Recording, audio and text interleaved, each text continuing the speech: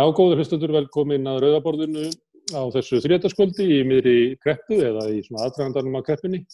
Í kvöld ætlum við að hafa þrískiptan þátt. Hérna í lokin kemur Ragnar Þór Ingólfsson, formaður VR, og við ætlum fyrst og fremst að ræða um lífeyrissjóðakerfið sem okkur hefur verið kennt að væri besta lífeyrissjóðakerfi í heimi. Ég býst við að flest ykkar viti það að Ragnar er ekki á þeirri skoðun, en við ætlum að fara svona yfir helstu þætti lífeyrissjóðakerfisins og kannski velta fyrir okkur stöðu lífeyrissjóðanna frammi fyrir þessari kreppu, hvort að þeir séu hluti af lausninni eða hvort að þeir séu jafnvel hluti af vandamálinu.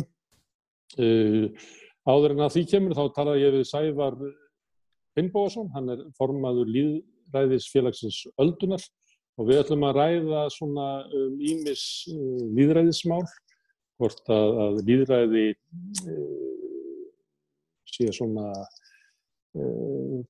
lagt til hliðar þegar harðnar í dalnum eða verður erfitt ástand, hvort að stjórnvöldum hætti til þess að fara bara að ráða og minnka samráð út í samfélagið, að aðgerðir og hugmyndir séu síður skoðaðar með þeim sem að kannski málið standa næst og lýðræði í fjölmiðlum og fleiri slíkar þætti. En til að byrja með að þá ætlum við að ræða námsmenn og stúdenta og til þess að gera það eru komnar hingað Sigrún Jónsdóttir, hún er forseti Landssambands íslenskra stúdenta og Jóna Þórey Pétursdóttir sem er forseti Stúdentaráðs Háskóla Íslands. Velkomnar báðar tvær. Það eru fyrst og fremst það mál sem helst hefur verið í deglunni svona undanfarna daga og vikur varðandi námsmenn og stúdenta. Það er sumarvinnan, það er komin kreppa og kannski sú atvinnugrein sem að kannski tók flesta námsmenn til sín yfir sumarið. Iðnaðurinn eða þjónustan er eiginlega þurrkast út, verður lítið að vera í sumar. Hvað segðu mér, Jóna, hvað er það sem að þið gerir kröfu sem er ekki í aðgerðum stjórnvalda? Það sem við gerum kröfum og er ekki komið fram í aðgerðum stjórnvalda er helst fjárhagsöryggi með rétti til atvinnuleysisbóta. Það er þannig að 70% tæplega íslenskra námsmanna vinna samhliða námi og eru þar með að greiða í atvinnuleysistryggingasjóð. Þetta greiða þar atvinnutryggingagjald af sínum launum og það fer í sjóðinn, en svo eiga stúdentar engan rétt úr sjóðnum. Og það er líka þannig á Íslandi að tæplega 90% stúdenta vinna á sumrin almennt. Þannig að fólk og stúdentar almennt eru hluti af vinnuafli landsins en eiga samt engan rétt til atvinnuleysisbóta. Og þetta var auðvitað ekki svona. Það var þannig í áratugi til 1. janúar 2010 að stúdentar nutu verndar atvinnuleysistryggingakerfisins bara til jafns við aðra því að þeir greiða í sjóðinn. Og svo er þetta tekið af stúdentum þarna 2010 og við viljum í rauninni bara sjá þetta leiðrétt og við höfum sama fjárhagslega öryggisnet og aðrir landsmenn.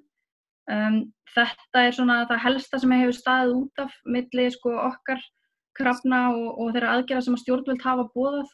Svo er það bara þannig að atvinnuleysi hjá stúdentum stefnir í kringum 7.000 stúdenta síðast þegar við könnuðum það og störfin hljóða upp á í kringum 3.400 störf eins og er sem að duga þá væntanlega ekki.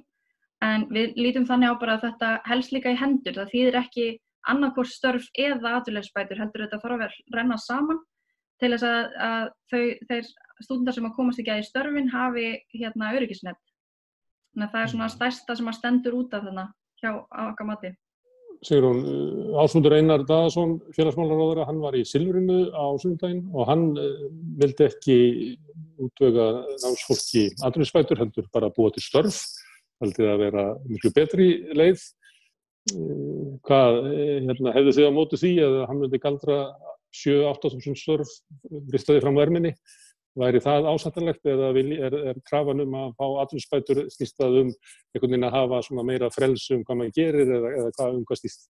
Af hverju hafniði þessu sjónarmiði hans? Þetta var svona náttúrulega hans sjónarmið sem kom fram í þættinum var sett fram myndi sem með frekar niðrandi hætti og það er svona kannski að halda sem við gagnrýndum þegar hann lét þau orð falla að allir vilji fá fjármagn fyrir að gera ekki neitt.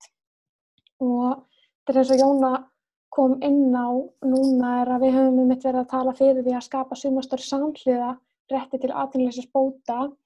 Það sem eins og stendur þá sjáum við allavega ekki fram á að stjórnvöld geti útvegað öllum þessum stúdentum störf við hæfi og þá þarf einfaldlega að vera einhver björgunarhringur sem að grípur þá sem að falla milli skips og bryggju og þess vegna höfum við lagt gríðarlega áherslu á að það þurfi að kortleggja þennan hóp vel og fylgjast með honum og það einmitt hluti af því hefur verið eins og könnun Stúdentaráðs Háskóla Íslands sem lögð fyrir nemendur þar sem að reynt að kortleggja fjárhagsstöðu stúdenta í apríl og það fylgdu meðal annars eftir það kom könnun frá nemendaráði Listaháskóla Íslands og svo Háskólanum í Reykjavík og þannig við erum komið með ákveðna hugmynda í hver staðan og það þá þessi 7.000 stúdentar en við viljum svona kortleggja stöðuna betur og höfum einmitt verið að reyna að ræða við mennta- og menningarmálaráðuneytið hvort að það sé þá ekki vilji að kortleggja í rauninni hópinn á landsvísu af því að það alltaf svarið að þetta sé neyðarúrræði að gefa rétt til atvinnuleysisbóta og að tíminn mun leiða í ljós hvernig hlutirnir þróast en spurningin þá hvenær tímabært að gefa stúdentum rétt. Við teljum það sé núna vegna þess að prófatíð að klárast hjá stúdentum, það bara rétt handinn á hornið og þannig að í rauninni sumarið að hefjast og þannig að við skiljum ekki alveg hvað er verið að bíða eftir. Já, og það var áríðandi bæði, það þá áríðandi fyrir fólk sem að ganga í próf núna, hvort að það viti af því, hvort það hafi einhverja framfærslu í júní, snýst það það, eða gæti allt í einu komið að hringt í einhvern og honum boðið vinna á Stöðvarfirði og hann freistast til þess að fara þangað og sleppa prófum, eða hvað hver hættan? Já, þetta náttúrulega bara gríðarlega óvissa fyrir marga. Þetta hefum líka Stúdentaráð Háskóla Íslands gerði sömuleiðis einmitt könnun andlega líðan nemenda á þessum tíma sem að Jóna getur einmitt komið aðeins inn á. Það sem að í rauninni ástandið hefur haft eða svona aukið vanlíðan nemenda og sömuleiðis þá að hafa áhyggjur af sinni fjárhagsstöðu. Maður getur bara ímyndað sér sjálfur að það alls ekki auðvelt að vera í því ástandi og við viljum það í rauninni bara lina svona þjáningar stúdenta á þessum tímum. Jóna, þú sagðir að stúdentar hefðu haft rétt til atvinnuleysisbóta fram til 2010. Í viðtalinu við Ásmund Einar þá sagði hann eitthvað í þá veru að það var eftir hrun að þá var ákveðið að leyfa bjóða stúdentum upp á atvinnuleysisbætur eins og öðrum. En það hafi verið slæm reynsla því og svo eins og oft í ríkissjónvarpinu þá var ekkert spurt meir út í það. Veistu hvað var þessi slæma reynsla 2009 að stúdentar væru á atvinnuleysisbótum? Ég man ekki eftir þessu þegar hann sagði þetta. Ég var að reyna að rifja upp eitthvað svona ástand í samfélaginu en það kveikti ekki niður fyrir. Ég verð að viðurkenna það. Ég man ekki eftir því heldur þar að segja og stúdentarhreyfingarnar mun ekki eftir því að það hafi verið eitthvað í þá áttina sem hann talaði þar. Ef ég fara eins yfir þetta varðandi atvinnuleysistryggingakerfið og rétt námsmanna svona sögulega til atvinnuleysisbóta, þá var það einfaldlega þannig að fram til 1. janúar 2010 þá höfðu námsmenn rétt til atvinnuleysisbóta í námshléum, þar á meðal yfir sumartímann sem sagt. Og það var ekki einhver aðgerð sem var gripið í sumarið 2009, það var einfaldlega þannig að atvinnuleysistryggingakerfið verndaði vinnandi stúdenta eins og annað vinnandi fólk. Þannig að þetta var ekki sérstök aðgerð sem kom inn þarna, þetta sérstaka sumar, heldur var bara hluti af kerfinu. Og það sem að gekk illa sumarið 2009, þar að segja ekki nógu vel, en stúdentar höfðu kallað eftir, var sumarnám. Og sumarnámið var krafa sem kom fram frá stúdentahreyfingunum frá nóvember 2008, þegar var ljóst að það stefndi í hrun og þegar var ljóst að það stefndi í atvinnuleysi og sumarnámskrafan á þeim tíma var lögð fram til þess að forða stúdentum af atvinnuleysisbótum sumarið eftir. Og það prófað og sumarnámið fer í gang og það bara gengur ekki eins vel og allir hefðu vonað. Þannig að sumarið 2010 þá farið í þetta sumarstarfaátak sem hann vísar til og þar með réttur stúdenta til atvinnuleysisbóta afnumin á móti.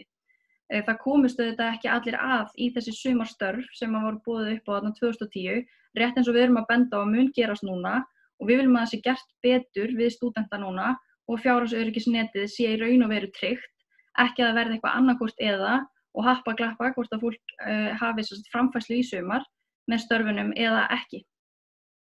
Má ég spyrja, hvað segjum að ég sé námsmaður og ég fæ ekki vinnu og ég á ekki efnaða foreldra, ég get ekki farið heim til pappa og mömmu og þau sjá fyrir mér í sumar. Hvað ger ég? Fer ég inn á velferðarsvið Reykjavíkurborgar og fæ þar, hvað er það, 160.000 kall eða eitthvað sem maður er að fá þar. Við erum miklu langt fyrir neðan allar bætur, sko. Er það valkosturinn? Að segja þessi sveitar eins og sagt var ekki nata? Já, þetta lítur allt út fyrir það að ef það verður ekkert gert varðandi atvinnuleysisbæturnar og rétt fólks í samræmi við greiðslur þeirra í atvinnuleysistryggingasjóð, að þá lendir þetta á sveitarfélögunum. En það er auðvitað ekkert búið að tala um það og það er auðvitað ekkert búið að koma fram og skýrt fram að þetta það þarf að borga brúsann einhvers staðar frá og annarkvort þarf fjármagnið að koma frá sveitarfélögunum af því að námsmenn eiga engan annan kost á völ en að leita þangað eða þá að þeir bara lenda illa í því og í fátækt og nauðsyn kennir naktri konu og allt það en þá veit maður ekki hvað verður fólk sem bara horfir fram á mjög erfiðar aðstæður og úrræðaleysi. Og ekki fyrir skráningagjöldum í skólana næsta haust og annan svona kostnað sem búið að flytja yfir á námsmenn sem gennum tíðina. Akkurat og staðan er raun og bara grafalvarleg og þetta hluti námsmanna strax í mánaðamótin apríl-maí þá var 14% námsmanna við Háskóla Íslands í þeirri stöðu að eiga ekki fyrir útgjöldum þeirra mánaðamóta. Þannig að fólk strax hægt að geta staðið undir leigunni sinni, segi ég, og nauðsynjum og kannski nú þegar byrjað að leita til sveitarfélagana, við reyndar erum ekki komið með tölur þaðan en staðan bara löngu orðin grafalvarleg. Það byrjaði í mars að segja upp fólki. Sigrún, hvaða tímamörk er þetta? Hvenær er síðasta greiðslan út úr lánasjóðnum á árinu? Lánasjóðurinn, hann greiðir núna þá fyrir vorunna í maí þegar lánasjóðurinn fær einingarnar sem að stúdentar hafa klárað núna í ár af því náttúrulega þetta var frekar sérstök þá bauð LÍN upp á aðeins meiri sveigjanleika þannig að þau sjóðurinn heimilaði stjórn sjóðsins heimilaði að taka til greina annars konar staðfestingu á stundum nemenda en vottorðum fyrir látnar einingar en þetta sumarlán kemur sem bara núna út eftir önnina og það var eina kröfum Stúdentaráðs Háskóla Íslands að námslánin yrðu greidd út strax vegna þess að fjárhagsvandinn var orðinn strax mikill hjá sumum nemendum í mars og það sem mér finnst Af hverju er það? Er það vegna þess að það eru krakkarnir sem eru að vinna með skóla sem eru komin í vandræði af því að þau eigi námslánin dekka ekki mat og húsaleguna? Já, nákvæmlega. Og það sem líka finnst mér áhugavert þegar við erum að ræða atvinnuleysistryggingakerfið og að réttur stúdenta til atvinnuleysisbóta hafi verið afnuminn hér áður fyrr, þá þegar að þessi réttur var afnuminn, þá var umræðan sú að LÍN ætti þá að koma til móts við aðstæður. Og það virðist bara einfaldlega ekki hafa gengið eftir. Og það sem einmitt vert að nefna að í Noregi til dæmis veitir lánasjóðurinn stúdentum framfærslu í 11 mánuði og 12 mánuði í Danmörku. En á Íslandi þá fá stúdentar bara framfærslu í 9 mánuði og þetta eru þá einungis í formi lána. Í Danmörku þá til dæmis líka voru með beina styrki. Þannig að stúdentar eru tilneyddir til þess að vinna. Þeir þurfa á þessum tíma á að halda til þess að geta framfleytt sér og reynda að safna sér inn pening líka fyrir næstun. Þannig að þetta líka getur haft áhrif á framfærslu stúdenta núna í haust. Þannig að þetta er bara gríðarlega alvarleg staða. En ef ég má reyna að átta mig á því tímanu núna, þeir sem hafa fengið námslánin, eiga þau samkvæmt kenningu LÍN að eiga fyrir framfærslunni út maí og svo ekkert meir. Er fólk komið í bara vandræði strax í júní eða er fólk komið í vandræði í lok júní? Þau fá greitt, þetta er bara ein greiðsla, þau greidda fyrir alla önnina. Fer þá líklega yfir í kostnað sem ég er búin að vera með í janúar, febrúar, mars og apríl? Já, og hann er svo mismunandi aðstæður hvernig fólk er búið að tækla hlutina. Sumir náttúrulega eru kannski að lifðu voruna af með láninu sem kom í janúar, aðrir eru að treysta á bankana og eru þá bara að fara að borga bönkunum tilbaka. Þannig að það er ekki hægt að segja að lánasjóðurinn sé í rauninni lausn á vanda stúdenta þessa dagana. Þau þurfa á störfum að halda. Og ef ég fæ að koma aðeins inn á það, þá könnuðum við, ég veit ekki hvort ég var búin að koma inn á það, en við könnuðum áhuga stúdenta við Háskóla Íslands á sumarnámslánum og það var aðeins 9% stúdenta sem sögðu já við því að ætla að taka sér sumarnámslán. Þannig að þau eru ekki að horfa á það sem fjárhagslega lausn að neinu marki og þunginn hefur þess vegna verið varðandi einmitt sumarstörf og atvinnuskapandi úrræði samhliða bara rétti til atvinnuleysisbóta.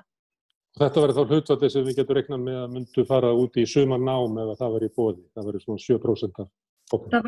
Það var aðeins meiri áhugi á sumarnáminu sjálfu og það er þá væntanlega einmitt hjá fólkinu sem er í heimahúsi og eru ekki með þessar áhyggjur af leigugreiðslum og svo framvegis því að stúdentahópurinn er mjög fjölbreyttur en sá hópur sem að þarf á framfærslunni í raun og veru að halda er ekki að horfa á sumarnámslánin sem sína lausn, sko. Ok. Herðu, svo ég vitni enn einu sinni í Ásmund Einar, ég hafði aldrei vitnað bara 3 í hann og svo skömmu tíma. En eitt af því sem hann sagði að það hefði verið að búa til störf og sveitarfélögin hefði sent inn alls konar tillögur, 2700 störf og þetta liti svo vel út að hann sagði fyrir sér að myndi jafnvel fjölga störfunum. Hvers konar störf er þetta, vitið þið það? Hvað eiga námsmenn að fara að rækta skó eða fara að þrífa götur eða hvað eiga námsmenn að fara að gera? Í þessari svona hálfgerðu atvinnubóta vinnu sem hið opinbera er að búa til. Einmitt. Við erum ekki búin að fá að sjá í rauninni störfin og þau eru náttúrulega ekki komin í auglýsingu ennþá. En stúdentaráð lagði áherslu alveg frá upphafi að þetta yrðu svona þekkingadrifin störf sem að henta háskólamenntuninni sem að stúdentinn hefur í eins miklu magni þar að segja og hægt er. Við erum auðvitað ekki að tala bara hvaða störf sem er, það þarf að vera einmitt störf við hæfi og í samræmi við kjarasamninga og allt það. En ég furða mig reyndar á einu bara varðandi fjölgun starfana og hversu mörg störfin eiga síðan að verða. Við höfum ekkert fengið að vita að það verði eitthvað meira fjármagn heldur en hefur verið lofað nú þegar. Það er að segja fjármagnið var 2,2 milljarðar í 3000 störf í takmarkaðan tíma í sumar. Það var talað skiptingu þarna 1000 til sveitarfélaga, 2000 til ríkis. Ef að eiga að vera 3000 eins og hann talaði tæplega til sveitarfélagana, á það að vera á kostnað sveitarfélagana eða á það að vera á kostnað ríkisins. Ég var bara eftir að fá að sjá það og þá er endilega bara innspýting á fjármagni í það, endilega. En það breytir því samt ekki að það þarf að tryggja fjárhagsöryggi fyrir þá sem mun ekki koma af stað. Þið óttist ekki að verði svona atvinnubóta vinna að þegar Íslendingar fara að ferðast innanlands í sumar þá megi sjá svona hóp af stúdentum að moka þjóðveg 1? Ég var ekki komin svo langt en við erum auðvitað eftir að fylgjast vel með því hvert framboðið verður. Sigrún, hvað ætlar þú að fara að gera í sumar? Ef ég má spyrja því. Ég er bara svo heppin að vera í námi þar sem er oftast þörf á starffólki sem er innan heilbrigðisstéttarinnar. Þannig að ég verð á Landspítalanum í sumar. Og í svona starfsnám einhvers konar? Já, í rauninni bara sem er borgað, var ekki búið að taka af ljósmæðurum eða ekki? Þær fengu ekki borgað fyrir vinnuna sína? Jú, það var sett á aftur með ljósmæðurnar en í rauninni flest verknám á Landspítalanum er ólaunað sem er þá hluti af námi þá helst í Háskóla Íslands og Háskólans á Akureyri. Og en þegar við vinnum á sumrin þá fáum við allavega laun, þannig að við getum það er allavega nauðsynlegt til þess að maður ná að framfleyta sér á þessum tímum. Jóna, má ég spyrja þig, hvað þú ætlar að vera að gera í sumar? Já, ég er bara að klára mitt starfsár sem forseti stúdentaráðs núna í vikunni reyndar og ætla að taka mér nokkra vikur í bara að gera ekki neitt eftir þetta keyrslu ár og var í rauninni ekki komið lengra en það bara vegna annað við að sinna störfum mínum, þannig að það var bara eftir að koma í ljós hvað ég geri í sumar.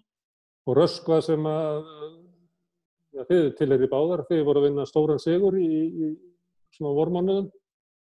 Já, Röskva vann sem sagt kosningasigur núna í síðustu kosningum til stúdentaráðs. Það var sögulegur sigur, það var 3/4 meirihluti hjá Röskva og Röskva fekk báða fulltrúa í háskólaráði.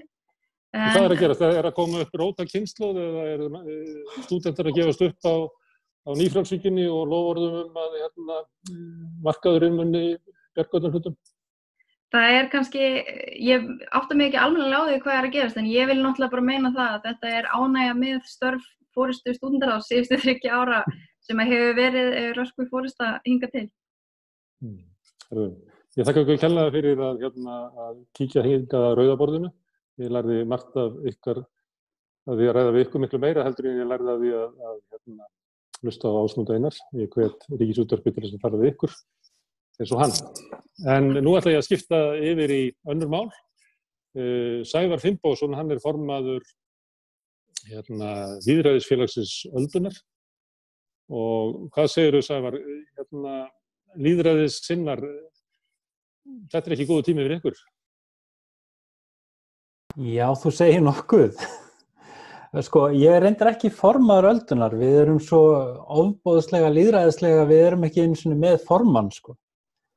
Svo ekki. En hvað segirðu, stendur lýðræði í hættu á þessum tímum? Það hefur verið gagnrýnt hérna við rauðaborðið að til dæmis hvernig ríkisstjórnin tekur ákvarðanir og fólk upplifir það svolítið að 3 ráðherrar raunverulega, ekki fleiri, lokið sér inn í herbergjum með ráðuneytisstjórunum sínum og komið sér út með lausningar.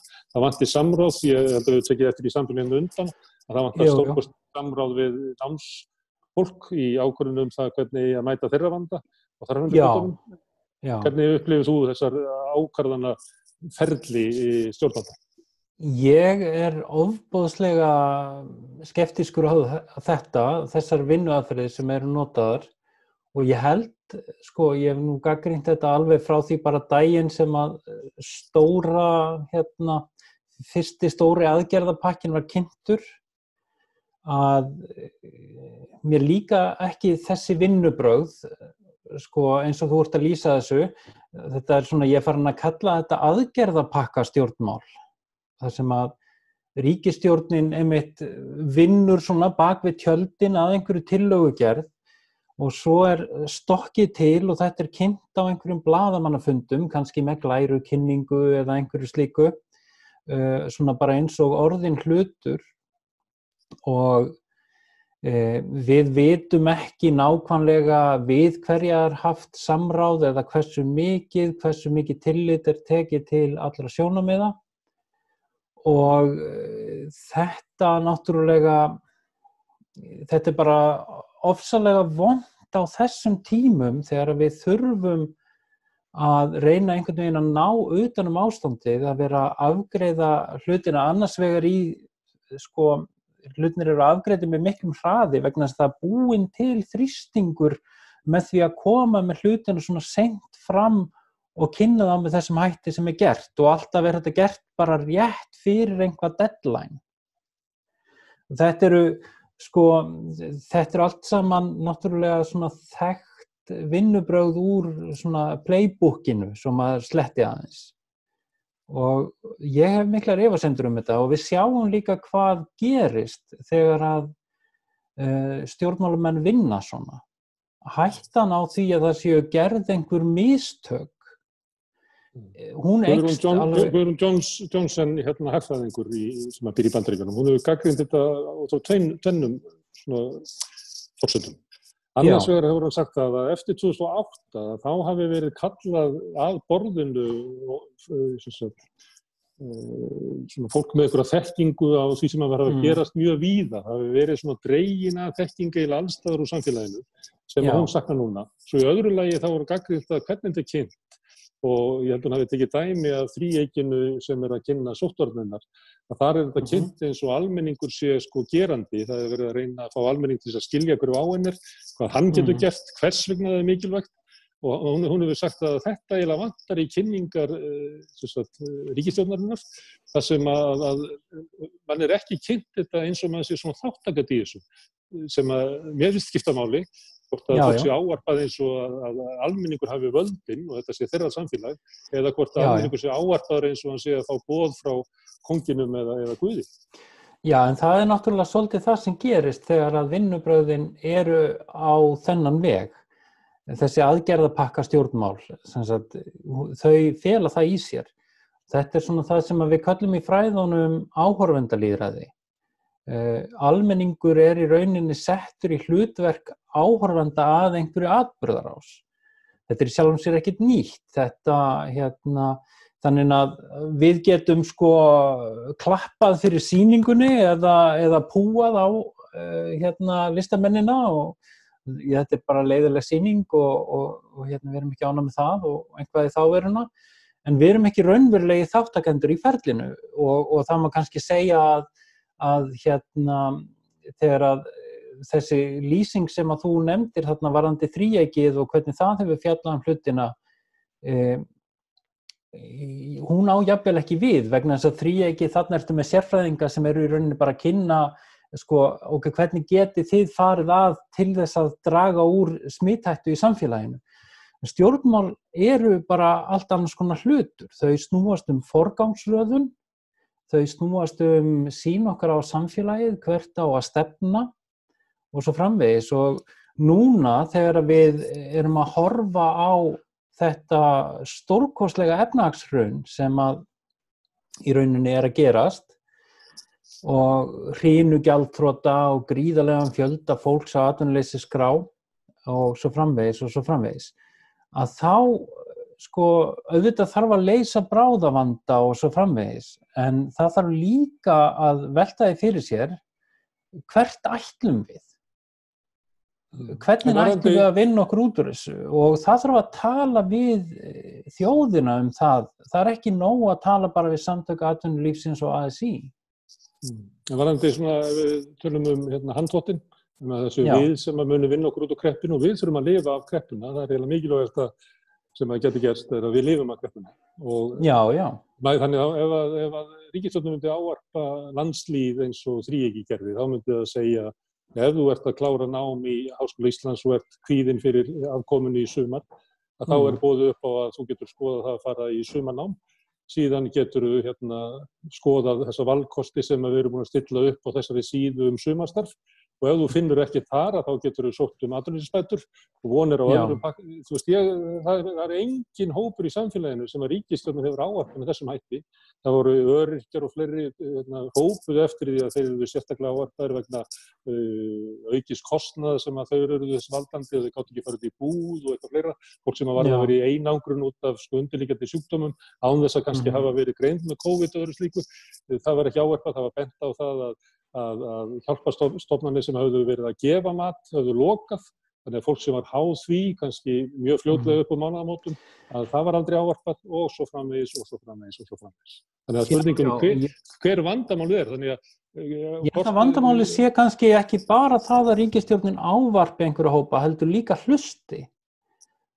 Þarna komum við aftur að þessum vanda varðandi þessi aðgerðapakkastjórnmál og þetta áhorfendalýðræði sem við erum í að þegar mikið liggur við og í aðstæðum eins og núna þá er kannski ekki eins mikil þolinmæði fyrir því að vera að stunda einhvað víðtækt almenningssamráð og að vera að kalla alla að borðinu.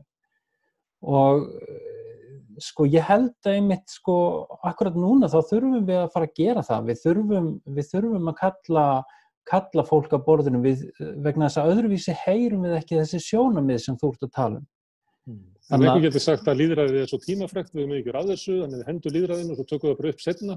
Þú ert ekki á því, þú heldur að koma ekki að fyrir betri niðurstöður út úr lýðræðislegri ákvörðun, heldur en að það sé ákveða fámennum lokuðum hópi inn í einhverjum bakkar. Þetta er svolítið erfitt mál í rauninni. Stundum þarf að taka ákvarðanir og bregðast við aðstæðum eins og þær koma upp og svo framvegis. Og en ég held að við þurfum samt að fá almenning að svona stærri stefnumörkunar málum sem að svona, forgangsröðun og öðru slíku. Ef þú ert að, eins og einn ágætur kunningi minn og fræðimaður sagði einhver tíman svona almenningssamráð, að þú myndir kannski ekki kalla saman hópa 2000 borgurum til þess að, eða 100 borgurum til þess að hanna Boeing-þotu, þá er þið kannski þetta max-mál þarna bara smámál í hliðina við niðurstöðuna því og það var alveg ómögulegt. Það var betra að láta bara einhverju sérfræðinga gera þetta. En svo þegar maður hugsar þetta betur, þá viltu kannski fá almenning að borðinu til þess að segja til það hvers konar flugvél við þurfum. Eða hvers konar flugfélag við þurfum, svo við tölum Já, til dæmis. Við erum að fá Icelandair í fangið, þannig að við ættum kannski að vera að spyrja samfélagið Ég meina, hvert viljið þið fljúga? Hvað nauðsynlegt? Þegar við fara til New York eða Boston eða London eða þurfum við að fara til Tenerife eða... Samfélagi gæti ekki ákvörðum þetta og annað sem við eru á borðinu, ég ætla aðeins að segja, vegna þess að þú ert að tala um grundvallarmál. Í þessari kreppu eru raunverulega mikið grundvallarmál á borðinu því að það raunverulega verið ákveða hvers konar samfélag verði til hér eftir kreppu. Algjörlega. Og við til dæmis okkur í Öldu bara sem að taka þennan þráð áfram, sko, við erum mikið að velta fyrir okkur fjármálakerfinu og höfum mikinn áhuga á samfélagsböngum. Þú veist, þetta ekki einhvað sem að við ættum öll að vera að ræða, við ættum að vera að opna þessa umræðu og fá almenning með að borðinu í að ræða þetta. En það alltaf þessi tilhneiging sko, til þess að halda að fjármálakerfi sé svo flókið að venjulegt fólk geti ekki skilið þetta og svo framvegis. En þar sem að venjulegu fólki, bara almenningi hleypt að borðinu í svona stefnumörkun, þá kemur í ljós að fólk getur þetta. Endalaust dæmi alls konar almenningssamráð og borgaraþing og fleira út allan heim sýna það að almenningur getur þetta. Og við vitum líka að við höfum tækni sem að gerir mögulegt að gera alls konar hluti sem að mönnum datt aldrei í hug þegar þetta fulltrúalýðræðiskerfi sem við búum við í dag var hannað og komið á koppinn sko á 18. og 19. öld. Þegar að síminn var bara fjarlægur draumur sko. Ég gamall blaðamaður og ég mér hefur svolítið sorglegt hvernig fjölmiðlar hafa staðið sig svona undanfarna 2-3 mánuði og að sömu leyti þetta skiljanlegt vegna þess að það svo rosalegur massi af upplýsingu sem að þurfa að koma frá stjórnvöldum, kannski frá sóttvarnayfirvöldum fyrst, útskýra fyrir fólki hver ástandið og það tekur svona viss tími og svo kemur ríkisstjórnin með sína pakka og það tekur viss tími. En svo eins og það sé bara eiginlega ekkert pláss fyrir sko umræðu sem að mér fannst vera háskalegt á tímum samkomubansa sem almenningur hafði raunverulega litla möguleika til þess að halda utan umræðu og hlutverk fjölmiðlanna í að halda upp umræðunni var einkar mikið. Og mér fannst á þessu tíma eins og fjölmiðlarnir væru eiginlega ólýðræðislegir, þeir að væri ekki ávarpa hlustendur eins og að þeir væri mikilvægt að þeir áttu sig á ástandinu og að þeir ættu að vera þátttakendur í því, heldur frekar að þetta væri svona einhliða skilaboð frá yfirvöldum til almennings eins og við værum sko þegnar frekar en borgarar. Ég veit ekki hvað þú hefur upplifað þetta svona, mér fannst þetta sláandi. Ég hef haft svolítið áhyggjur af fjölmiðlum í þessu ástandi vegna þess að ég upplifði þetta svona líka. Auðvitað náttúrulega ein hliðin á þessu sú að fjölmiðlar fyrir utan kannski í ríkisútvarpið og sín kannski að einhverju leyti eru afskaplega veikburða og það svona megnið af þeim massa af netmiðlum sem við sjáum eru lítið að gera annað en að bara endurbirta einhverjar tilkynningar frá almannatenglum og eitthvað slíkt. Það rosalega stór hlut af því sem að þessi miðlar eru að gera og hvort sem það eru almannatenglar ríkisstjórnarinnar eða stjórnmálaflokka eða eitthvað slíkt eða fyrirtækja og svona og þannig að þetta ákveðið vandamáli, þeir eru veikburða en við verðum líka átt okkur á því að þetta ofsalega lítill markaður og það erfitt að halda úti öflugum einkareknum fjölmiðlum á svona litlum markaði í samkeppni við síðan, þú veist, alla þessa ókeypis netmiðla og Netflix og hvað þetta heitir nú ekki allt saman. Það lýsir ekki mín átt eiginlega mest við RÚV sko, ég er ekkert að kvarta þessum yfir því að sko, ég meina kjarninn og stundin stóðu sig ágætlega miðað við stærð en ríkisútvarpið stóð sig illa miðað við stærð. Já, við vorum svolítið svona, sko við Íslendingar, við höfum svolítið tilhneigingu til þess að sameinast einhvern veginn svona einhver einstök mál og verða bara fullkomlega ógagnrýnin eins og við vorum fyrir síðasta hrun, sko, gagnvart útrásinu og bankakerfinu og öllu þessu og núna einhvern veginn vorum við sko öll að hlýða víði, sko, meðan við vorum almannavarnir og bara gagnrýni bara almennt var ekkert svona þessar fyrstu vikur ekkert sérstaklega vinsæl. Fólk vildi hana ekkert mikið og nú átti að velta fyrir sér hvort hún eigi að segja hú eða koma svo. Já, þú veist, við áttum að standa saman, það var svolítið stemmingin og þetta er sko einn helsti styrkleiki og líka veikleiki okkar sem þjóðar einhvern veginn. Við getum komið alveg ótrúlegustu hlutum í verk einmitt út af þessu, en svo kannski hlaupum við öll fram af brúninni saman, sko, eins og 2008. Þú veist, þegar við vorum öll sammála það að útrásin væri stórkostleg og við ættum helst að verða alþjóðleg fjármálamiðstöð, sko.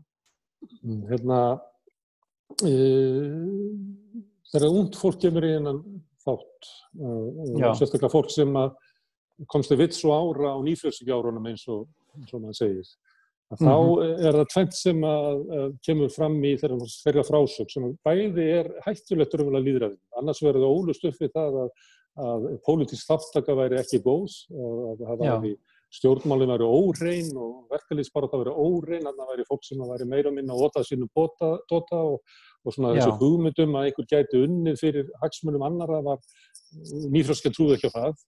Og það væri framtíðin að við ættum að byggja samfélag, það væri ekki trú á því heldur svona frekar að samfélagi ætti að koma svona frá markanum, frá okkur, þannig að lýðræðisvettvangurinn ætti að halda þessum höndunum og þá myndi framtíðin koma, besta framtíð, allra framtíða kæmi allsköpuð einhvern veginn út frá markanum. Þetta var annars vegar þetta. Svo hins vegar ótrúleg vonbrigði með stjórnmál, að fólk bara alvarlega sárt gagnvart svona eitthvað sem að fólk upplifi sem svik stjórnmálana, að stjórnmálamenn snúa að fólki fyrir kosningar og lofa því öllu, höfða til réttlætiskenndar fólks og vonar og svo leið og kosningarnar eru búin þá bara að snúa stjórnmálaflokkarnir sér að öðru og þeir sem hafa völdin í íslensku samfélagi hafa það áfram. Þannig að trúin á lýðræðið og svona lýðræðisvettvanginn, ég veit ekki, ég held að hún hefði bara aldrei verið aumari heldur en núna, ekki þessi mörgu ár sem ég hef lifað.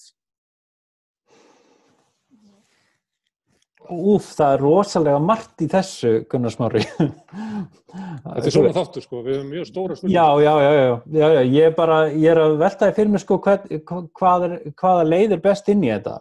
En sko, að því þú nefnir nýfrjálshyggjuna, sem að kannski á rætur sínar í þessari hugmynd mannin sem fyrst og fremst sjálfselska veru sem að hugsa eigin hag og alltaf að reyna einhvern veginn að hámarka eigin hag af öllum athöfnum sínum. Sko, þessi hugmynd hefur nú fengið hressilega baukinn undanfarið. Síðan það annað í þessu sem þú nefndir, sko, sem þessi hugmynd það að kjósendur séu almennt vitlausir. Þeir viti ekkert málefni líðandi stundar og þeim sé varla treystandi til þess að hafa atkvæðisrétt. Sem að maður sér mjög víða, þú veist, bara þegar að sko sumir kollegar mínir, sko nú ég heimspekingur og stundar lýðræðisrannsóknir og sumir kollegar mínir eru að gera skoðanakannanir þar sem þeir eru að láta fólk svara einhverjum þekkingaspurningum sem eru rauninni minni spurningar það hver einhver landbúnaðarráðherra eða einhver svoleiðis og ef þú getur ekki nefnt hann á nafn, þá það dæmi það hversu ómögulegur kjósandi þú ert sem á helst ekki að hafa atkvæðisrétt. Og svona markvisst og þetta hefur gengið svona síðust svona 20 árin verið að hamra á fólki það hvað kjósendur séu ómögulegir og þess vegna þurfum við þessa fulltrúa. Við þurfum að kjósa fólk sem að sér bara þetta fyrir okkur og svo þurfum við sérfræðinga til þess að matreiða hlutina ofan í þá og eitthvað svoleiðis. En það að verða vatnaskil í þessu og við erum bara að sjá þetta vegna þess að það búið að, sko, eins og ég var að lýsa áðan í þessu ranti mínu borgaraþingin og crowdsourcing og alla þessar hluti sem við verið að gera núna og hafa svona sífæst í aukana eftir síðasta hrun þegar það fór að renna upp fyrir fólki að sko lýðræðið í vanda. Ég meina fulltrúalýðræðið, þetta kosningabundna fulltrúalýðræði í djúpri krísu og það líka sko, það líka vegna þess að ég meina að það svo margt í þessu, ég meina stjórnmálaflokkar orðnir eiginlega sérstakt vandamál í þessu kerfi. Áhrif peninga á stjórnmálin eru náttúrulega gríðarleg og við erum svo samdaunað þessu kerfi að því að við þekkjum ekkert annað að við eigum eiginlega bara í vandræðum með að tala það að það geti verið aðrir valkostir í stöðunni og að til að mynda bara þessi hugmyndum það að við þurfum að losna við peninga út úr stjórnmálum vegna þess að þeir eigi ekki heima þar. Sko, hún virkar bara mjög útópísk á flesta. Hvort þá að tala eins og í Bandaríkjunum þessum stór fyrirtæki og stóreignamenn halda upp í stjórnmálunum eða eins og hér þar sem að forysta stjórnmálaflokkana fara inn í ríkissjóð og sveitasjóðina og taka sér einfaldlega það ekstra fé sem þau þurfa. Það er þessi yfir milljarður á ári sem að rennur opinberum sjóðum til þess að reka stjórnmálaflokka. Það er ekki bara það. Sumir stjórnmálaflokkar hafa líka aðgang að öðru fé sem að gefur þeim forskot. Ég meina, ég gerir ráð fyrir því að enginn sé svo barnalegur að halda að aðgengi stjórnmálaflokka að fjármunum hafi engin áhrif. Það hefur auðvitað mikil áhrif og sumir stjórnmálaflokkar hafa bara vegna stefnu sinnar og málefnaskrár allt annan aðgang að fjármagni en aðrir flokkar. Þú veist, þetta er bara hlutur sem við vitum, ég meina þetta er bara eins og að benda á að himinninn er blár, en þetta hefur augljóslega áhrif og við kjósum bara yfirleitt að horfa fram hjá því að þetta sé eitthvað alvarlegt vandamál.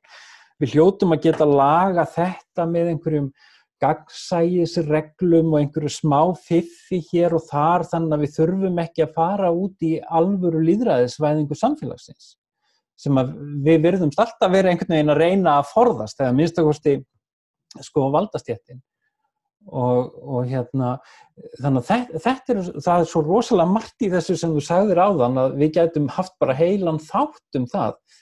Já, við gerum það kannski seinna, en það er bara, þú lýsir þessu svolítið svona eins og stjórnmálaflokkarnir eru svolítið spilltir og það ráða hvað merkingu þeir leggja í það getur verið spilling að sko, svíkja kjósendur sína, það er kannski alvarlegri spilling heldur en það að Ásmundur Friðriksson keyri á jeppanum sínum til Höfn í Hornafirði, þannig það er raunveruleg spilling og það er oftar kjósendur á Íslandi og ég tek alltaf svona hanskan fyrir kjósendur því að kjósendur hafa gert stórkostlega hluti þetta, rekið 2 ríkisstjórnir og nokkra ráðherra og hent út brúneggum út úr púðunum og oft almenningur í Íslandi hefur sýnt meiri virkni eftir hrun heldur en almenningur í flestum öðrum löndum.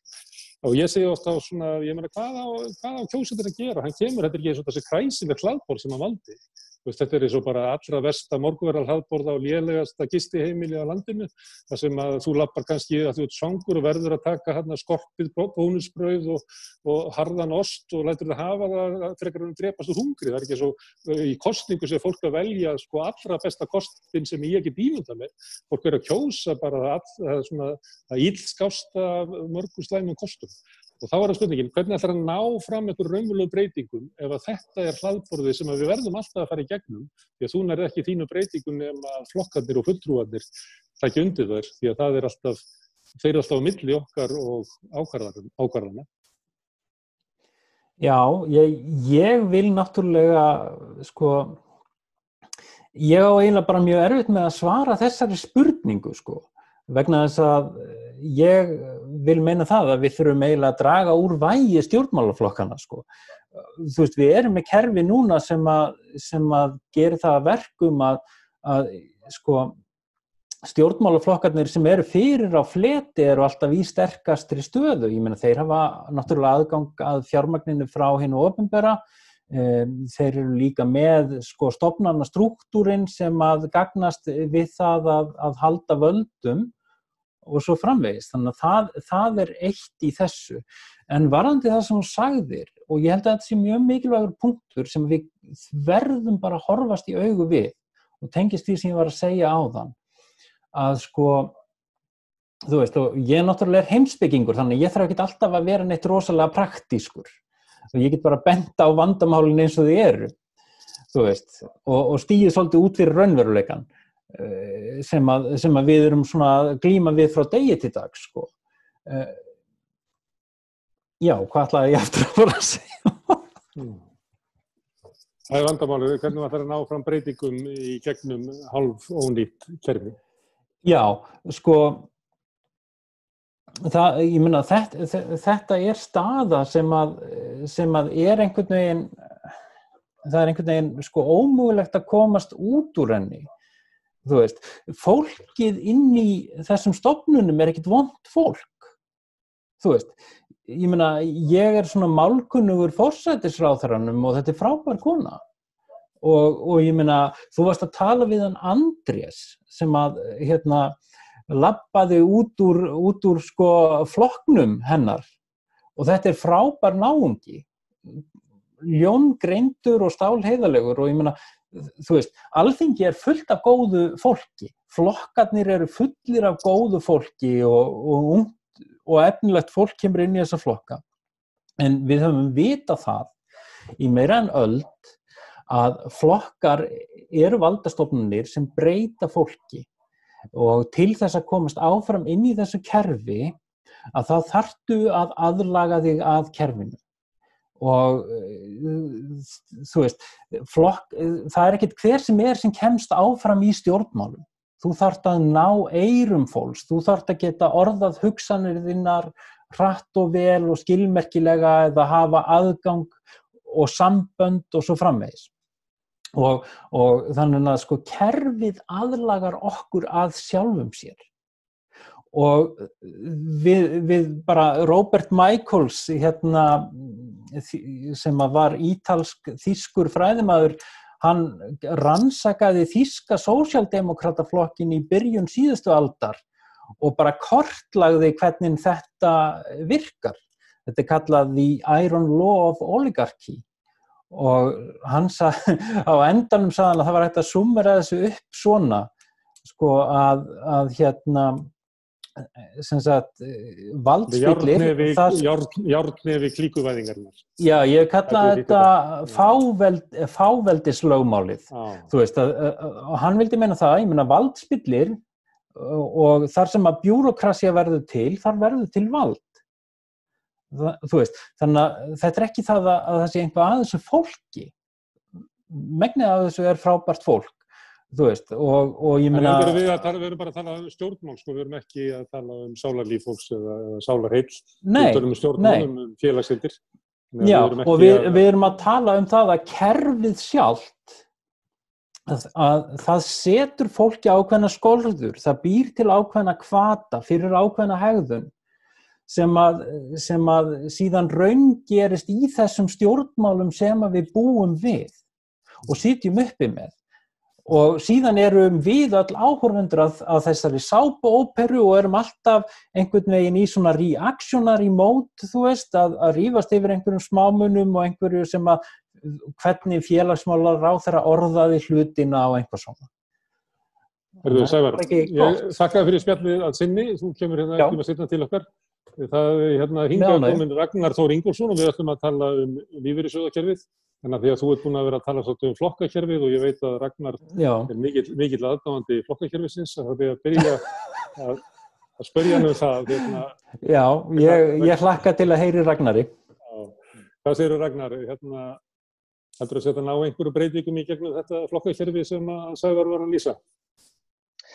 Já, ég held að sko allir þeir sem að eru að taka þátt í að reyna að breyta hlutunum, hljóta að hafa trú á því að þeir geti breyst og þá til þess betra.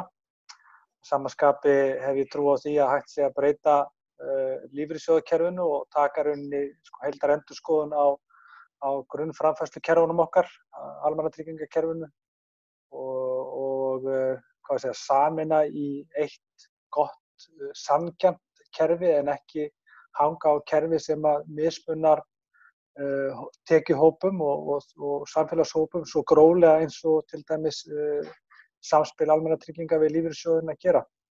En eftir að leggja það til að sameina Tryggingastofnun ríkisins og lífeyrissjóðirnir að sinna framfærslu eftirlaunafólks og öryrkja? Ég held að sé fátt annað í stöðunni heldur en allavega núverandi kerfi, það gengur ekki upp fyrir margra hluta sakir. Fyrir það fyrsta alveg galið að afkoma fólks sé almennt tengd markaðslegum forsendum. Það að segja, ef að lífeyrissjóðirnir fá þessi skell, þá tapar fólkið framfærslu, eins og gerist í hruninu 2008 og eftirmálum þess, að þar þurfti að skerða réttindi sjóðsfélaga 20% eða meira. Við vitum svo sem ekki hvaða áhrif þessi kreppa mun hafa á lífeyrissjóðina til lengri tíma, en það mun örugglega ekki verða mikið minni skellur sem að mun á endanum sjóðirnir þurfa að taka, og þá sjáum við það að sú framfærsla sem að eldri borgarar og örorkulífeyrisþegar að fá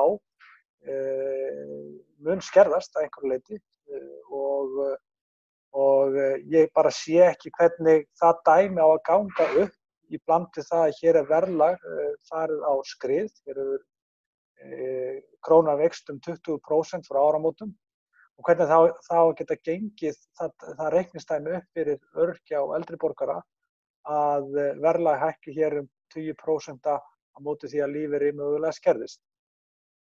Síðan erum við með aðra sem kannski grófasta misskipting kerfisins. Það það þessi meðallauna útreikningur. Samkvæmt lögum þá eiga lífeyrissjóðirnir að tryggja 56% af meðallaunum einstaklings yfir starfsævina sem greitt hefur í 40 ár í lífeyrissjóð.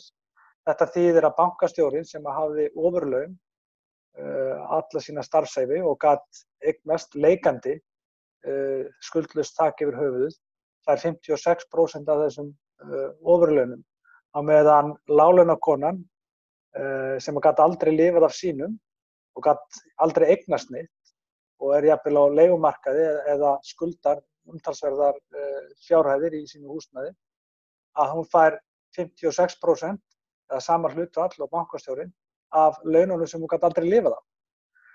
Þessir hópar síðan sem eru í lægstu tekjustigunum eru núna komnir á lífeyri og þurfa þetta viðbótar framlag frá Tryggingastofnun.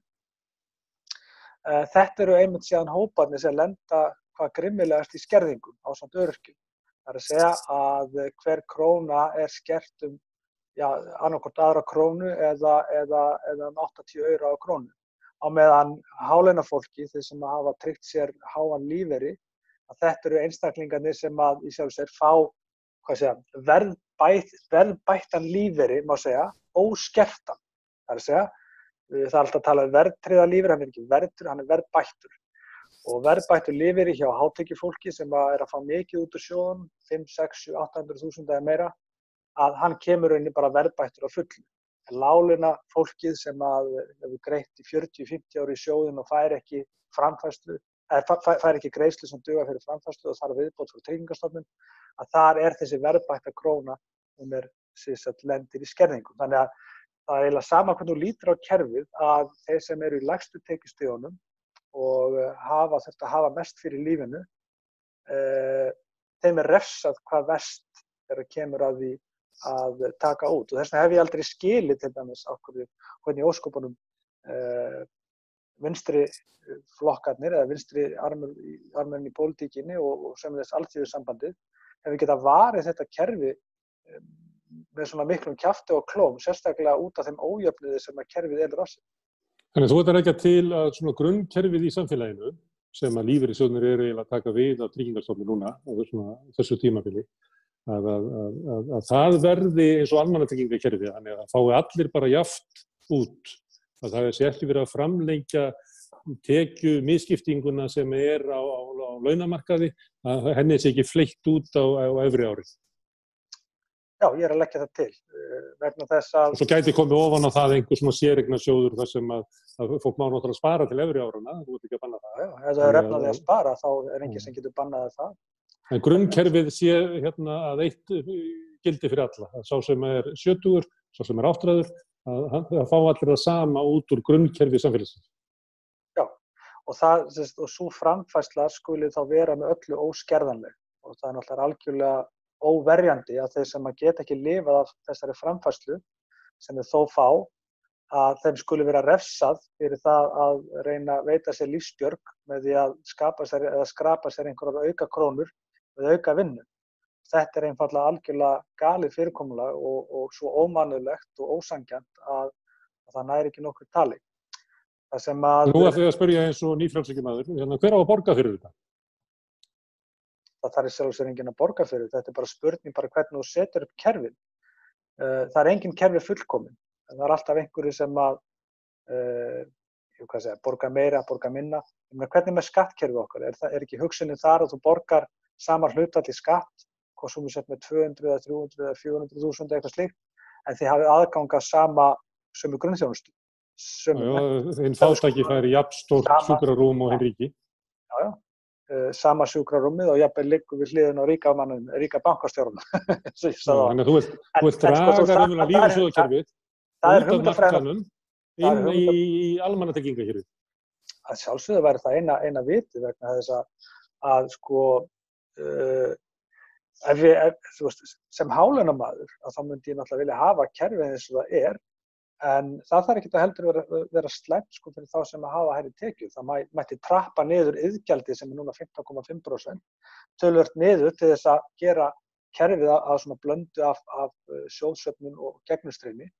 Það sem ég náttúrulega að leggja til ákveðið leið gegnumstreymis, en ég hef líka ákveðnar efasemdir gegnumstreymiskerfin,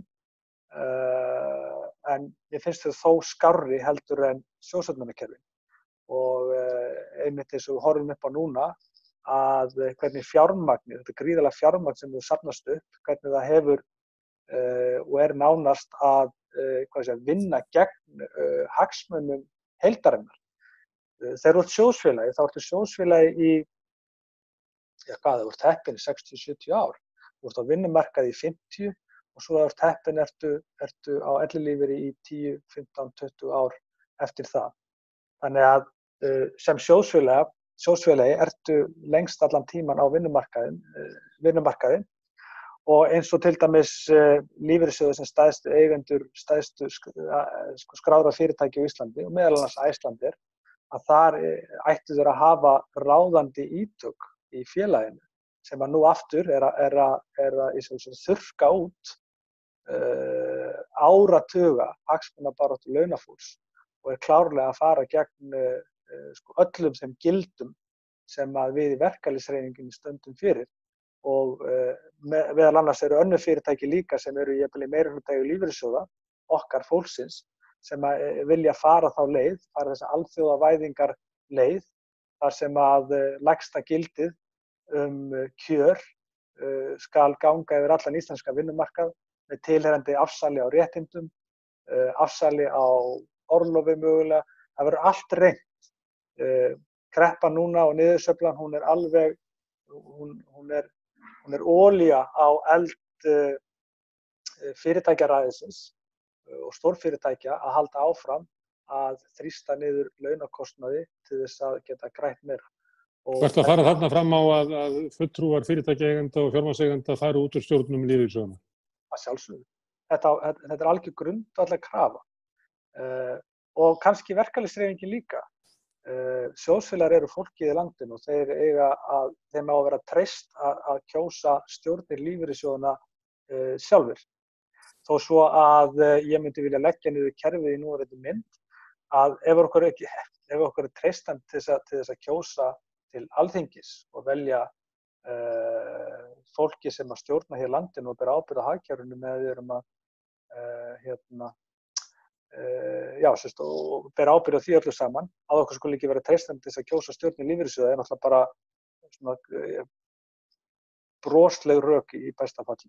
Þannig að en í slíku þegar það er svona mjög dreift eignaraðild til dæmis í stórfyrirtækjum erlendis, þá endaðu oft í höndunum á stjórnendum sem að misnota þau og greiða sér háa bónusa og fleira. Það er mörg dæmi um það hvernig svona Sævar var nú að fara yfir svona lögmál ólígarkavæðingarinnar að klíkuvæðingin er mjög sterk og það eru dæmi þar sem að fyrirtæki eru mjög dreifðir eignaraðild. Það er umverulega forstjórinn og stjórnarformaðurinn sem að reka þetta til þess að þjóna sjálfum sér og óttast það ekki. En kannski er það bara úrlausnarefni hvernig við ætti girða fyrir slíka eyðileggingu á sjóðunum. Þú ert í sjálfu sér bara að lýsa nákvæmlega íslensku viðskiptalífi. vegna þess að lífeyrissjóðirnir hafa hingað til verið svona, eins og þetta kallað silent partners, og þetta hefur verið rekið svona nánast eins og fé án hirðis, og spillingin mikil innan kerfisins, og þá ekki að vísa til þess að fólk sem starfar innan lífeyrissjóða sé eitthvað slæmt fólk. Þetta svolítið öðruvísi spilling. Hún snýr kannski meira af stjórnkerfi lífeyrissjóðanna. Þessi stjórnir lífeyrissjóða bera lagalega ábyrgð á fjárfestingum lífeyrissjóðanna, en að sama skapi eiga stjórnirnar að vera eftirlitsaðili. Þannig að ef eitthvað kemur upp á, til dæmis eins og gjaldmiðlasamningarnir sem voru gerðir hérna í aðdraganda hrunsins, sem að allar rannsóknarskýrslur staðfestu að væru kolólöglegar, og þar fóru stjórnin langt umfram fjárfestingaheimildir sínar. Þetta var gjaldmiðlabrask sem að sjóðirnir töpuðu milljörðum á. Það ómögulegt að segja hversu margir þeir voru, en þeir hljóta hlaupa á allavega einhverjum tugum milljarða. En það var ekki farið í mál, vegna þess að það var ekki hægt að fara í mál út af þessum ákvörðunum, vegna þess að þá þurftu stjórnirnar að stefna sjálfum sér.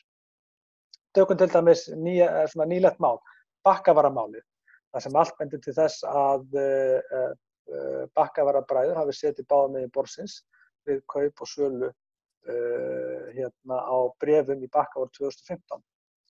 Og þarna urðu sjóðirnir af fjármunum. Það voru líka ákveðin gögn sem að bentu þess að Bakkavar hafði hafið þá þegar skráningarferli í kauphöllinni í Bretlandi.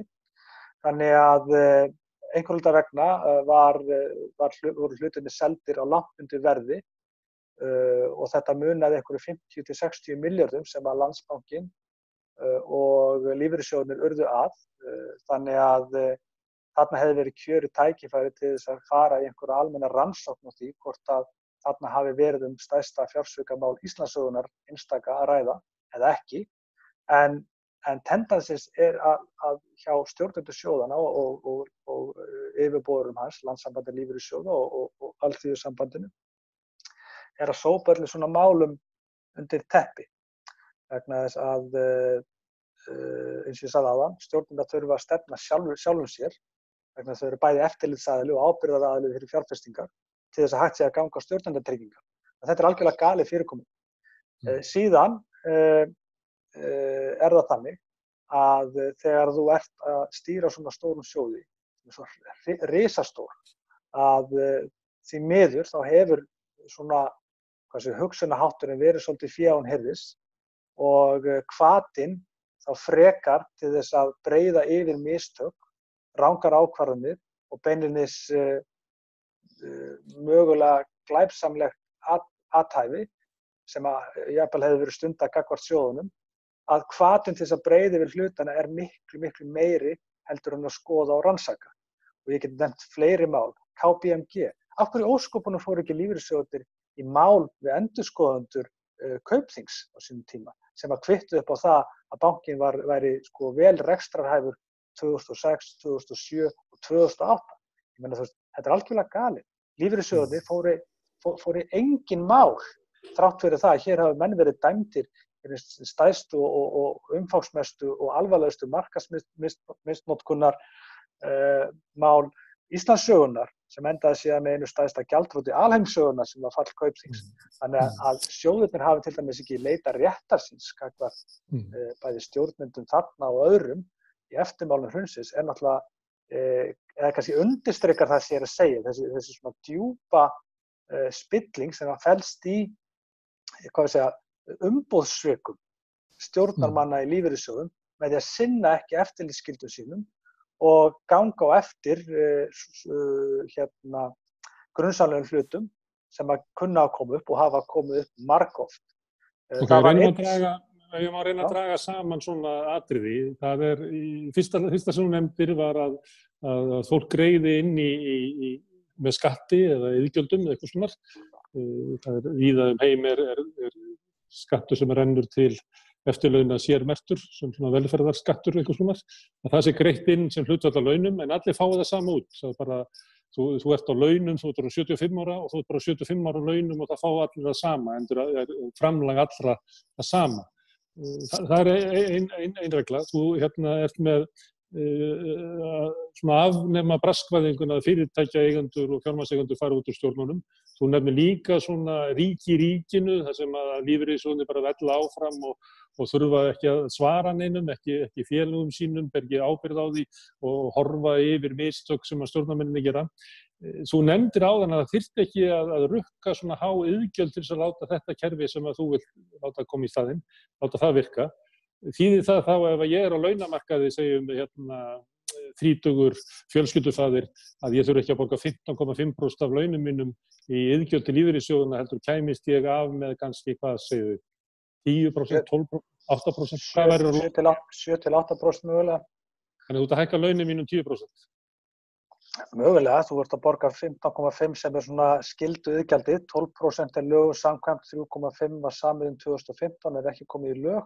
Síðan eru sumir að borga í séreignarsjóð og fá mótframlag, þessi 2+4 sem önnur 6%, þannig að það ekkert óalgengt að sérstaklega milli- og efritekjuhópar sé að greiða 21,5% í lífeyrissjóði á mánuði. Þetta eru mjög háar upphæðir og þarna getum við bara ímyndað okkur hvað hægt var að gera til þess að búa til meiri jöfnuð í kerfinu ef við myndum sameina Tryggingastofnun og lífeyrissjóðakerfið og vera með eina óskerta framfærslu. Þú myndir þá í sjálfu sér þurfa að taka út þessa oftryggingu sem í kerfinu og þú myndir líka koma í veg fyrir þessa miklu vantryggingu sem í kerfinu. Þetta svona sanngjarnara kerfi sem í eðli kannski þessara skattheimtu sem á að stuðla að, skattkerfið okkur á að kerfi jöfnuðar og lífeyrissjóðakerfi ætti að vera líka vegna þess að þú ert með lögbundið iðgjald, þá það lítið annað en skattur, ekki satt. Þannig að það óþolandi að horfa upp á þessa mismun. Það sem að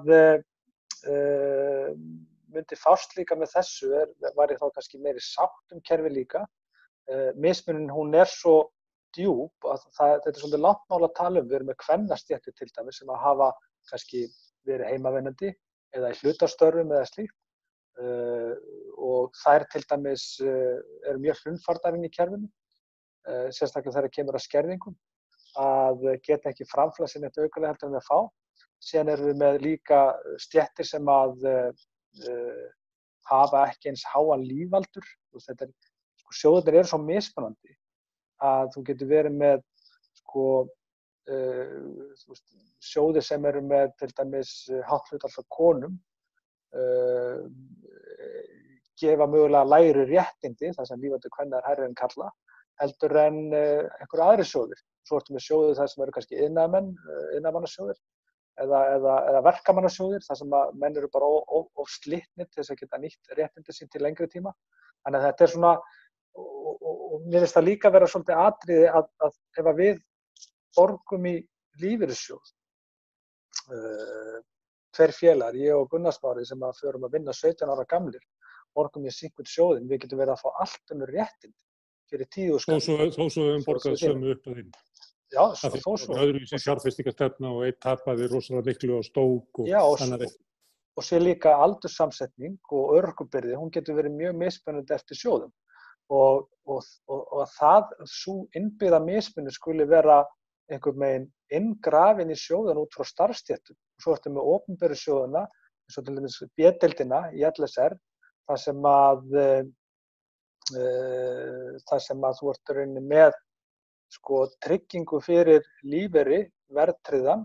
Þú getur valið hvort þú sért með verðtryggingu út frá starfskjörum eða þróun starfskjara þeirra stétta sem vannst hjá eða vísitölutryggingu og hún bara tryggð alveg saman hvort þú setur peningar eða ekki í sjóðnum.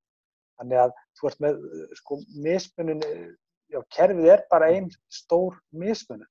Ragnar, við undanfarna áratugi hefur okkur verið sagt tvennt að við erum með besta kvótakerfi í heimi, besta fiskveiðistjórnarkerfi í heimi og við erum með besta lífeyrissjóðakerfi í heimi. Þú ert mjög skeptískur á lífeyrissjóðakerfið. Hefur eitthvað viðmælanda? Ég er skeptískur allir þessi kerfi sem nefndir. Og flokkakerfið. En hefur eitthvað viðmælanda telur líklegt að verkalýðshreyfingin muni setja þessi mál á oddinn að taka upp almannatryggingakerfi að 20. fyrirmynd, svipað og sósíaldemókratar til dæmis börðust fyrir á Norðurlöndunum 1920, 1930, 1940, að þetta verði krafa verkalýðshreyfingarinnar, eða ert þú algjör jaðarmaður inn í hreyfingunni með þessar hugmyndir? Já, sko, mér finnst eins og að fólk sé farið að skilja þetta aðeins betur. Kerfið hefur bara verið mjög flókið og óaðgengilegt fyrir fólk bara hreinlega að skilja það. Og það er stundum gert grín að því inn í stjórnsýslunni að kerfið sé svo flókið að sé bara 1 eða 2 menn sem skilji það. Og mér finnst það vera svona kannski sterkustu skilaboðum það að þú verður að breyta kerfinu, vegna þess að þú getur ekki réttlagt kerfi sem að fólk skilur ekki sem á að nota það. Og síðan í annan stað að og sem að fólk að borga kannski 15-20% af launum sínum alla sína hunds og gata tíð inn í kerfið sem það skilur ekki. En svo farið yfirleitt reglulega frá lífeyrissjóðnum, þú hefur ekki hugmyndum hvað það þýðir. Síðan þegar kemur að því að taka lífeyri, þá þarf þetta að fara í það að búi til tekjuáætlanir og fleira og þetta samspil byrjar að verða að krefja gamalt fólk sem að sko sannarlega getur ekki lifað því sem það fær endurgreiðslur út af því að fekk mögulega mikið einhverjum krónum eða taldi hér eða þar. Þetta er bara svo galið. Út yfir gröf og dauða, sko. Það hefur verið að... Já, út yfir gröf og dauða, já. Þess vegna, og þetta er handónýtt þetta kerfi og við eigum þá bara að taka þessi kerfi og bara fyrir að fyrsta viðurkenna vandann. Leið og við viðurkennum vandann að þá erum við burðir til þess að fara að tala hvað ber að gera. Ég sat í nefnd endurskoðun almannatrygginga, minni mig 2009, 10, 11 eitthvað svoleiðis, þar sem var verið að ræða endurskoðun á almannatryggingakerfinu og þessu samspili. Og endurskoðunin tók síðan það langan tíma að hún endaði með því að nefnd á vegum Pétur Heitis Blöndal lagði fram tillögur held ég 2018 febrúar minni mig. Þá var þetta búið að vera í gangi í tæplega 10 ár. Og leið og þær breytingar fóru í gegn og þá var ákveðið að fara strax aftur í aðra endurskoðun vegna þess að breytingarna voru algjörlega ómögulegar. Þannig það er búið að reyna að plástra þetta kerfi áratugum saman eða nánast frá því ég var komið á. Og ég held að sé bara komið tíma á að kasta inn í svo handklæði. Ég er alls ekki á móti sjóðsöfnum og þú veist, og ég held að gegnumstreymiskerfin bara hrein og klár þau sé ekkert endilega algjörlega lausnin, en ég tel að ef við getum blandað þessu saman, það er að segja gegnumstreymi og sjóðsöfnum með einhverjum hætti, þannig að ríkið geti þá safnaði sjóði þegar að markaðsaðstæður leyfa eða aðstæður í hagkerfinu og sömuleiðis trappa niður sjóðsöfnuna eins og til dæmis árferði eins og núna er að þarf að nota hverja einustu krónu sem við höfum til þess að byggja samfélagið upp og fara í innviðauppbyggingu. Þetta er svona, það þarf að vera þessi sveigjanleiki sem kerfið hefur ekki, en annars munum við bara halda áfram. 97 kom skellur, 2001 netbólan sprakk og lífeyrissjóðir tóku skell. Lífeyrissjóðir tóku rosalega skell, ásamt náttúrulega líka lífskjörum heimilanna hér eftir hrun og guð má vita hvað skellinu verður mikill núna. Og þetta mun gerast aftur og aftur og aftur, alveg þangað til fólk átta sig á því, nú þurfum við að fara að staldra aðeins við. Þetta gengur ekki lengur. Nú þurfum við bara að fara að athuga það hvort að þetta kerfi sé svona frábært eða allar þessar möndrur sem okkur voru kenda þegar voru lítill að þetta væri besta lífeyrissjóðakerfi í heimi, við varum öfunduð af þessu kerfi og þetta væri svo gott fyrir láglaunafólkið. Þetta er bara lygi og það þarf bara að segja stundum hlutin eins og þeir eru. Þakka fyrir það, Ragnar Þór Ingólfsson, formaður VR. Rauða borðið er á við kallum þetta sjónvarpsstöð, þetta er náttúrulega ekki sjónvarpsstöð, þetta er þáttar sem er útvarpað á Facebook, tekið upp á Zoom í samkomubanninu, en meðal þáttana hér er Kvótar heim, þar sem Ögmundur Jónasson hefur verið að fletta ofan af þeirri trú að íslenska fiskveiðistjórnarkerfið og kvótakerfið verið besta kerfið í heimi. Kannski við tökum Ragnar Þór á orðinu og efnum til öflugri umræðu lífeyrissjóðakerfið sem er svo risastórt hagsmunamál sem tegir anga sína allt samfélagið og er nauðsynlegt að halda einhverju umræðu sem að því miður hefur ekki verið og varla í skötu líki undanfarin ár. Þá kannski fæ ég að heyra aftur í þér, Ragnar, þegar við ræðum betur lífeyrissjóðakerfið og þú kemur örugglega til þess að ræða önnur mál hingað líka. Ég þakka þér kærlega fyrir. Ég þakka líka Sævari Finnbogasyni sem er ekki formaður lýðræðisfélagsins Öldunar þeir eru svo lýðræðislegir að þeir hafa engan formann þar, en ég ræddi við hann ýmsar hliðar lýðræðismála og svo hérna fyrst í þættinu þá komu Sigrún Jónsdóttir og Jóna Þórey Pétursdóttir sem eru forystukonur í námsmannahreyfingunni og voru hér mjög skeleggjar að leggja fram gröfur þeirra gagnvart ríkisvaldinu og ég þakka þeim kærlega fyrir og ég þakka ykkur hlustendur fyrir að gefa þessu tíma og fylgjast með því þegar við erum að reyna að átta okkur á því hvers konar tíma við erum að lifa. Ég verð hérna aftur á morgun við rauðaborðið með öðrum gestum klukkan 8. Sjáumst þá og takk fyrir.